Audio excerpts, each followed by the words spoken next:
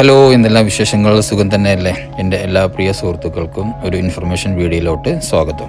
ഇന്ന് നമുക്ക് നമ്മുടെ വാഹനത്തിൽ ഉപയോഗിക്കുന്ന ഡ്രൈ ബെൽറ്റ് ടെൻഷനെ കുറിച്ചിട്ട് മനസ്സിലാക്കാം.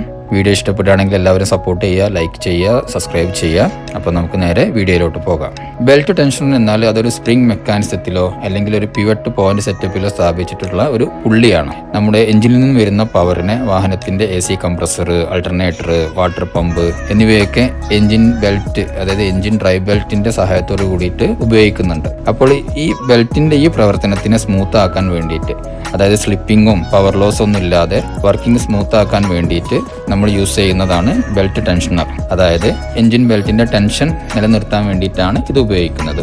ഇനി നമ്മൾ വാഹനമൊക്കെ സ്റ്റാർട്ട് ചെയ്യുന്ന സമയത്ത് എഞ്ചിൻ സൈഡിൽ നിന്നൊക്കെ ഒരു നോയ്സ് ഒക്കെ കേൾക്കാറുണ്ടല്ലോ.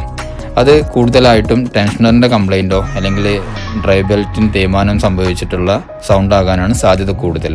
അപ്പോൾ അങ്ങനെ നോയ്സ് ഒക്കെ കേൾക്കുകയാണെന്നുണ്ടെങ്കിൽ നമുക്ക് ഇതൊക്കെ ഒന്ന് ചെക്ക് ചെയ്യുന്നത് നല്ലതായിരിക്കും. കൂടുതലായിട്ടും ടെൻഷനർ കംപ്ലൈൻ്റ് ആയി കഴിഞ്ഞാൽ ഇങ്ങനെ നോയ്സ് വരാം, അല്ലെങ്കിൽ ബെൽറ്റിൻ്റെ തേയ്മാനം കൊണ്ടും ഇങ്ങനെ നോയ്സ് വരാൻ ചാൻസ് ഉണ്ട്.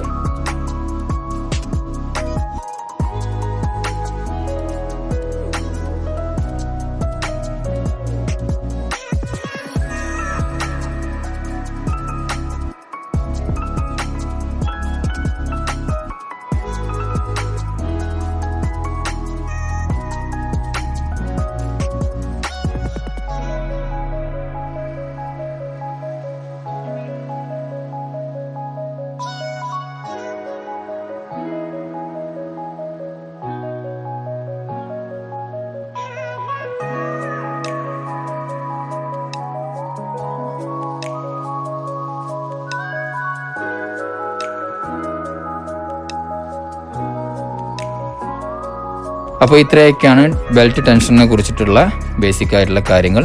വീഡിയോ ഇഷ്ടപ്പെട്ടെന്ന് വിചാരിക്കുന്നു. വീഡിയോ ഇഷ്ടപ്പെട്ട് കഴിഞ്ഞാൽ എല്ലാവരും സപ്പോർട്ട് ചെയ്യുക, സബ്സ്ക്രൈബ് ചെയ്യുക, ലൈക്ക് ചെയ്യുക. അടുത്തൊരു ഇൻഫർമേഷൻ വീഡിയോ ആയിട്ട് വരുന്നവരെ എല്ലാവർക്കും നന്ദി.